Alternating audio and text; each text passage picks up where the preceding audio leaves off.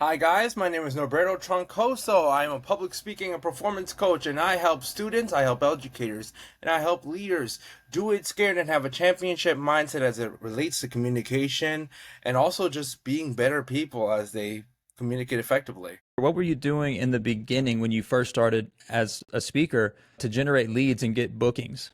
I would just like go through like archives, and I would go through like registries, directories of any teacher, leader, someone that seemed important, and I'm like, maybe I'll email them, but like this may be the only time I ever get to talk to them.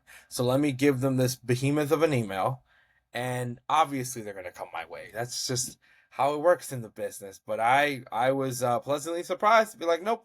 I think that happened to all of us, man. What is the most valuable thing that you have gotten from Speakhive so far? Confidence, being able to structure the business side of things, because I think the main strength that I had was I had two supervisors. One was heavily creative, one was heavily analytical. They could never see eye to eye, Gurfist. So I was the grand equalizer. And ironically enough, I didn't even apply it to my own business of being able to be creative and also highly business analytical. So Speakhive is really good in matching that and helping me create structures and systems and all the fun stuff to make sure that the back end is secure. Could you say something to someone who might want to invest in Speakhive, might want to be a part of this community, but they're a little bit skeptical? What would you say is the thing that you would say to somebody who might be sitting on the fence? Do it scared. And with this specifically, you should definitely do it. I committed to Speakhive with the last of the money that I had. Like, I literally got to zero after I said yes to you guys. Off of the basis of your faith, the basis of my faith in you and your company and what you guys are able to offer, and just believing that it's all going to work out. And I mean, God's good. So it's just been great to just kind of be in provision in that way. If this is something that you're committed to doing, you feel heavy that this is your calling, this is your mission, this is what people are going to be literally living off of the impact that you make, then you need to commit to it. Otherwise, there's no point in you moving any further. So you have to be about it if you're going to talk about it. I mean, we've built multiple six-figure businesses off of this system. Speakhive itself uses this system, so we believe in it wholeheartedly. So when somebody comes to us like yourself and it's like, "This is all I have," we're like, "This is the last thing you need, my friend." It's going to work as long as you work it. So with that being said, how many gigs you have in the pipeline? What are you looking forward to? I mean, you're somebody that seems to be having conversations with people. You're always asking about what to say back to a certain decision maker. You're setting up calls. So what's the pipeline looking like? And what are your goals for this next quarter? Of course. Right now, I will say that I have completed my first gig ever.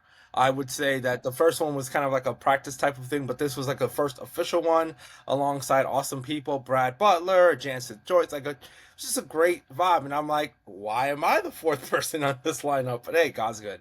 I have some calls with some people. I would say I have about five or six that are confirmed calls. So I'm looking forward in this quarter to making this a full-time thing. The last thing that I'll ask you is how does it feel to not be doing this alone and to have a system and have a pathway forward and not be having to deal with the uncertainty of when or if or whatever you were dealing with before of was this a mistake? Should I have done this? Should I not have done this? What do I do? How do I do it?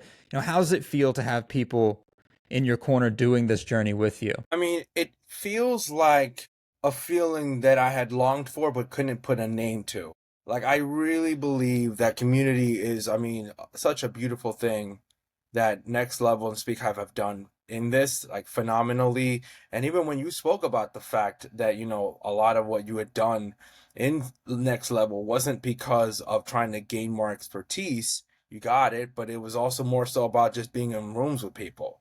So being in rooms, having that facilitation, having that high expectation of success, but also that high like showing of love and like care, like that stuff is already worth its investment before we even talk about the business itself. So I think that alone, it's just been a beautiful thing for me. And again, like I've only been doing this really, Jared, I've only been speaking for 2 months. Like, if we're being really honest, because like until Speakhive, I didn't even really lean into this. And then like the conference and all the, I didn't do any of that stuff until I'm like, let me just see what happens. But like between you and Joseph, Jeremiah Brown, Brad, David Baxter, like all of y'all are just like on me at this point. And Hmm. I sometimes don't know what to feel. I'm just like, God, fine, you talking. So I'm just gonna do what I gotta do. But I'm excited. So like you said, it's not a if, it's a when. So I'm excited for what's coming. We're not going to let you quit. We believe that you're too gifted. We believe that God has blessed you with this ability to do this and this want and this passion in your heart. So honestly, just person to person, this is not even anything to do with this interview. To be honest with you, dude, like truly, I believe in what you're doing and we're here to help you and work it until it works. That's the thing. And I know Joey's heart. You know Joey's heart. You know my wife's heart. You know Mackenzie's heart. You know why we're here, why we're in this business. So at the end of the day, you don't have to really worry about like, what if it don't work? What if it don't work? Like we are going to work it until it works for you because we believe in you as a person. That's really what it comes down to. So yeah, man, take that, believe it and accept it because it's absolutely true, man. We love you. We appreciate you, dude.